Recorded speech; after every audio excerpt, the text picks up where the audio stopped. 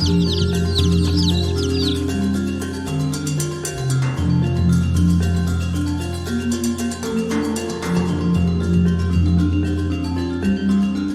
we're gonna have to start doing a lot of spring cleaning around here. And one of the new things I wanted to try is this. If you've seen my other videos, you know that I usually use straw in the nesting boxes. But these little rebels, primarily Cornflower, the ringleader, likes to kick the straw out of their nesting boxes and play in it. And Cornflower, I've had enough of your dastardly deeds. So we're gonna try these nesting pads instead. They're made in the USA, so that's awesome. I've never used these before, so I'll put them in, and then later on in this video I will follow up and give you my honest opinion on them. But basically it's aspen shavings on an adhesive piece of cardboard, so it all should stick together and they should not be able to kick it out. So I'm really hoping that it's gonna work, because I have a lot of rebel chickens. Okay, let's see what they think. Mimosa's broody. Wait a second, you're not Mimosa, you're Honeysuckle. That's Mimosa. Usually Mimosa's broody. Okay, Honeysuckle's broody. So she's gonna temporarily have to be disturbed. Look at that. Fits perfectly. Nice and soft. And these are biodegradable. So if they start to get too nasty and I have to replace them, you can compost them. Here's our test subject.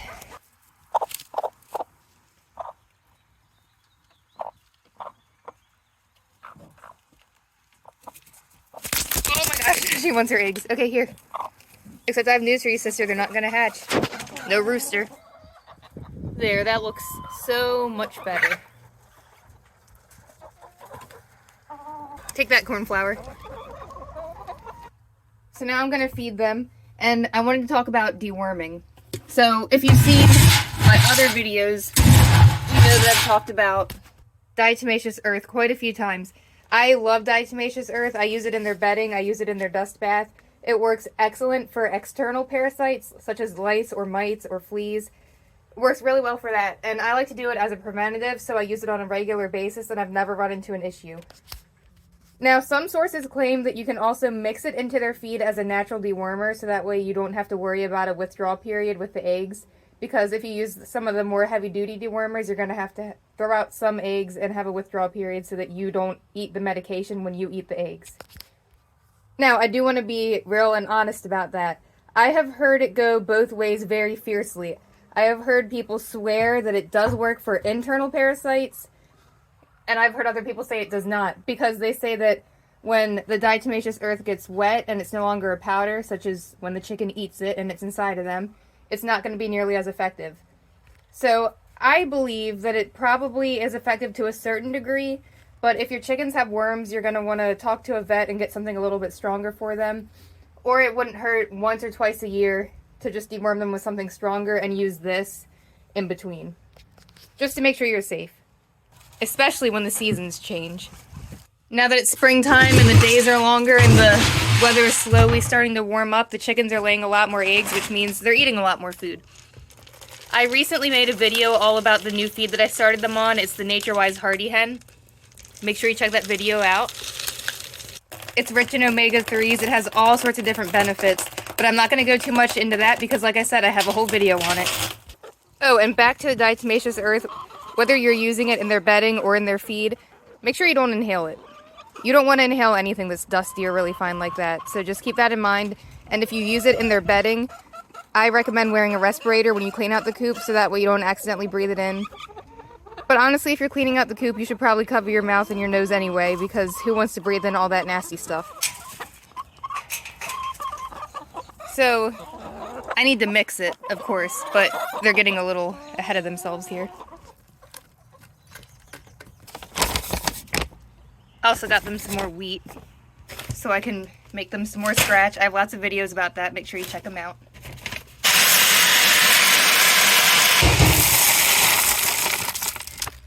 Now to add some flax seeds.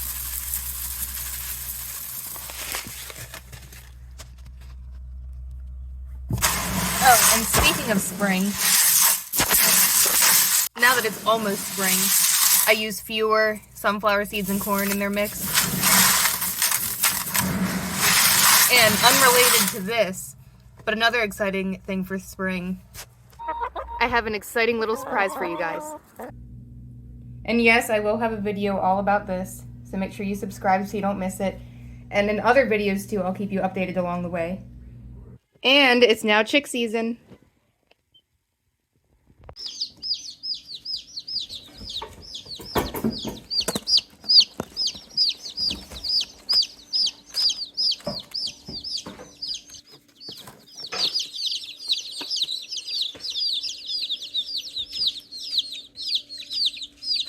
These are being squished. They're trying to keep each other warm. So I picked up some chicks for my friend. One of these in here is mine, though. It's going to go with the Easter egger that I have. My Easter egger is currently with my aunt's Easter egger, so that way she's not lonely. But now that my other chick has arrived, they can keep each other company, and my aunt can come get the rest of hers. I recently made a chick care video, and there's more information about that in that one if you want to check it out. So here's a little baby salmon faverol. Look at the fuzzy legs. So cute. I have 2 adult salmon faverols, and they're so cute. They hop and they skip. It's really cute, and they make really unique sounds. And my friend also got some French black copper morans. You can see the morans have the cute fuzzy legs. I have a French black copper moran, and she lays a beautiful dark brown egg. The bloom on the egg is so heavy that it often looks purple. And mine also came from Cackle Hatchery, just like these ones did. And she also got some lavender and some splash Americanas. I have a splash Americana, and she lays a really pretty blue egg. And mine also came from Cackle. I got her last year. And I do have a video on that, too, from last year.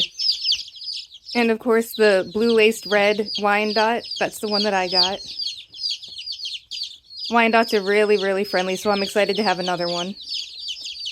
I used to have a splash-laced red, but unfortunately she had a vitamin B issue and she didn't respond to treatment and she passed away last year. And I've always been missing having that breed around, so I'm excited to have a new one. Look how poofy this one is.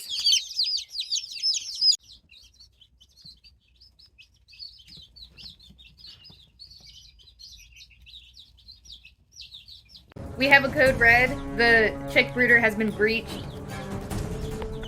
At Laura's rebel chick escape. Good thing you're going home with her today. And the rest of the marshmallow peeps are doing good.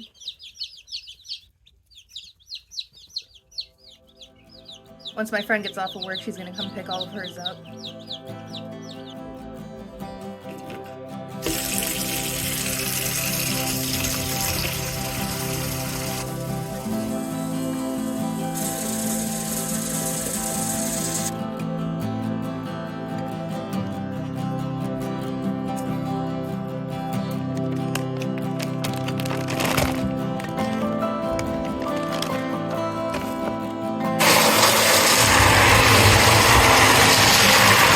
Let's fill up their dust bath. Oh, and by the way, I'm planning on making another chicken upgrade video where I do a full cleanup and decorating in here once spring is finally officially here. We're getting close. So make sure you stay tuned so you don't miss that, because I'm going to show you easy and fun ways to really dress up your chicken coop or chicken run.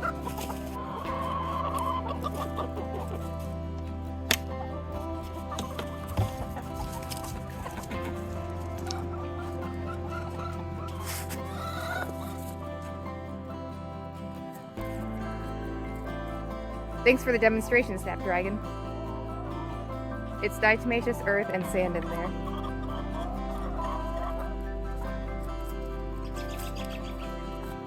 Snapdragon's one of my OG chickens. She's an Easter egger. She lays a green egg.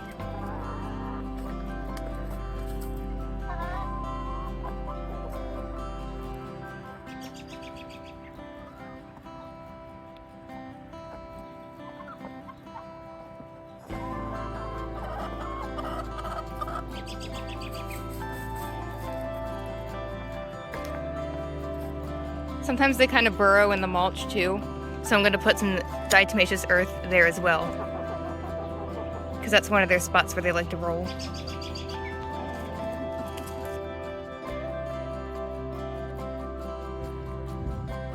Look how cool the clouds look.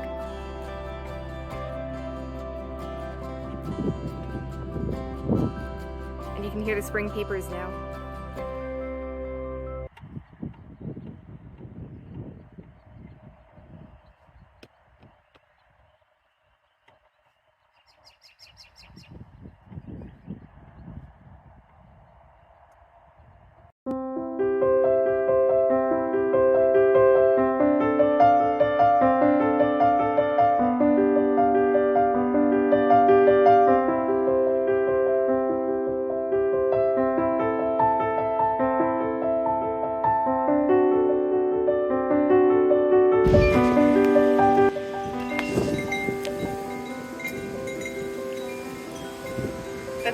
you. Hey, I just realized it's not the first to pick this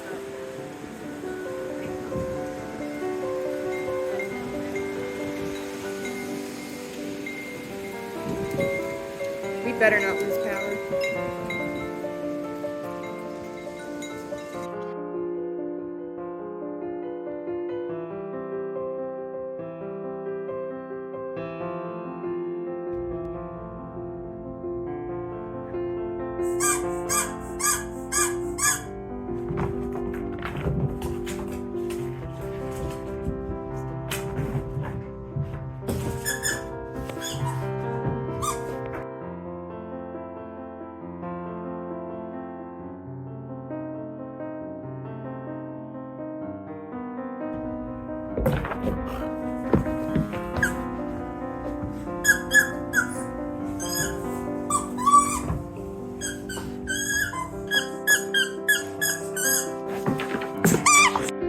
Can't forget about the cauliflower. So now that spring is almost here, I need to refresh the netting on top of my chicken coop. I put netting over it so that way the hawks can't get them.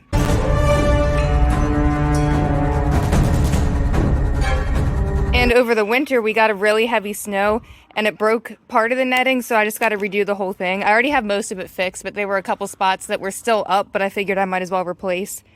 It had lasted 4 years with no issue, so I really can't complain. So I'm going to go attach more of that. I won't bore you with footage of me putting the netting on, but just to show you, I attach it with zip ties. Attach it through here. Super simple. Oh, and it's been a few days, and I just wanted to tell you that these new nesting pads have been working out phenomenally. Look, the eggs are spotless.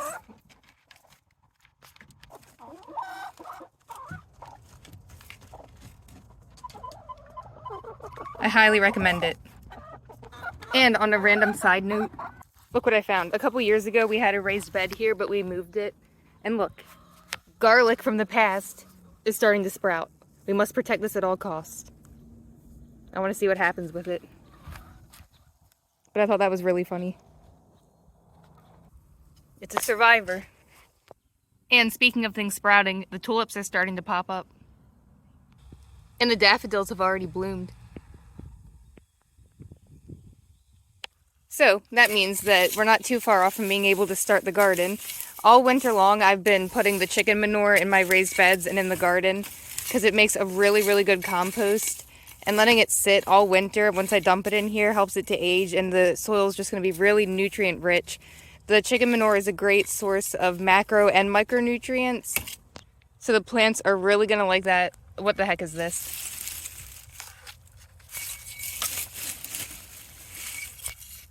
An old rabbit nest. Thank God there's nothing in it, because I would not have the heart to get rid of it. I could never do that to a baby. But rabbits are a problem, so I'm very grateful that this is empty, because, like I said, soon I'll be planting in here. So make sure you stay tuned for that, because I do a lot of gardening videos about how to garden when you have limited space. I have a regular in-the-ground garden, I have raised beds, and I even grow a lot of stuff in bags. And I'll show you guys how to do that too if you're interested in gardening. And here's a little tip. If you grow tomatoes, they really like calcium, so if you have eggshells, don't just toss them out. You can compost them into your tomato garden.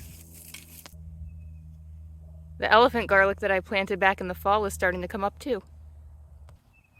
Honestly, now that I think of it, I should have filmed the egg test last night because there were a ton of eggs. Now, it is kind of early in the day. Usually by the end of the day, all of them have already finished laying their eggs, but I gathered them now because I had time.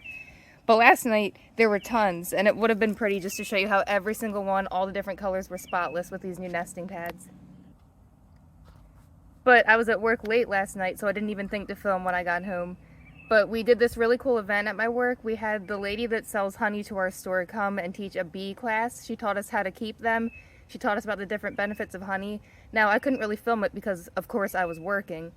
But I did get a little piece of footage of her bees, so I'm going to show you that real quick because it was really, really cool. And it was just so insightful to learn about something that a lot of people really have no clue all that goes into it. And it was very inspiring to hear someone that is so passionate about what she does talk and teach about it. It definitely changed my perspective on honey, and I'm never going to look at bees or honey the same way again. And, you know, I totally get it because buying local and supporting small businesses are so important. And when you meet people like her that are so passionate about what they do and who do such a wonderful job with their work, it just really makes you want to keep coming back and buying their product. But I'm not going to ramble on too much. I'm going to go ahead and show you that footage now because it was really cool. I got the frame and they've been going nuts in there. Like I tried to keep them covered. Is the queen in here? No. Okay. Hopefully not. I told my son make sure the queen's not in it. Because if she dies, the whole hive dies. Mm-hmm. Or they have to make their own queen, which now you've really screwed up the amount of honey you're going to get from that hive. Have you ever had a hive kill the queen? Because I've heard of that happening sometimes. But like they'll swarm it. The what? Like the hive kills the queen. I've heard of that happening. Where like they'll swarm it almost and try and overheat it. Well, yeah, if it's for a reason, if they're trying to like dequeen her because they know, like, I mean, of course they have such their own sense of what's going on more than what we'll ever know. So like if they're trying to requeen her, like you'll see queen cells that are like in the middle of the frame. So they're trying to have a new queen hatch out. And so sometimes they'll try to kill her, or they'll let the new queen hatch out and kill her. And they have a laying worker, then the laying worker will try to kill her. So there I are find them reasons. so interesting. Just how like they have like everything all figured out. Yeah, They just know. It's like I'm in charge. you're You right. below me. Right, and I tell people too, it's like when they're beekeeping, like less is better because they know what they're doing. And they just kind of have to manage that they're not going to swarm. There, that queen cell, that's the start. Right there. See down lower, almost looks like a half a little peanut. Like we would scrape that off in the spring because they can develop, build a queen cell out of that. Oh, that's cool. And then she'll go in there, if they want to swarm, she'll go in there and lay, and then they'll cap it, and then within 14 days, the whole hive will swarm. How many eggs a day does the queen lay? 2,000 a day, starting like in January. Oh, wow. Like that's what my son came back, because I mean, I know these, like I'll walk past them in the fields, and I said, they are just rocking. And I said to my husband, like, man, they are strong coming out of the winter. I need to change that. So we're going to have to either start throwing more boxes on, or we're going to have to split some of the hives up. So I think we're going to take some of the frames out to give them room to lay. They're not honey bound too.